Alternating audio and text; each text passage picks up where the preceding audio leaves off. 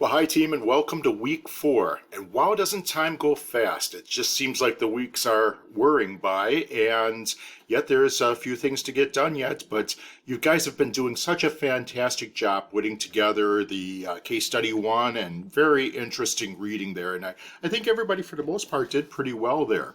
This week in week 4, we're going to learn about how no matter who we are or where we come from, we're all essentially 99.9% alike. We're going to take a look at things like population genetics and genetic drift.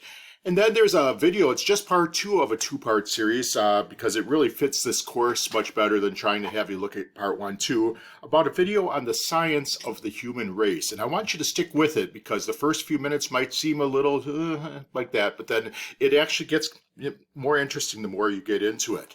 We'll also take a look at how much you actually know from a genetic standpoint about sickle cell disease. You might be working with it, but do you really understand how it works there? And then we're going to have an interesting discussion this week for sure, because it's going to re-enter the debate between creationism and evolution. And maybe there's just a little bit of both, hopefully predominantly one, but a little bit of both in how we exist and grow as a human race there. Remember that case study 2 is due at the end of this coming week, Sunday night, the last Sunday night of week 4, remember, at 11:55 p.m. Central Time there.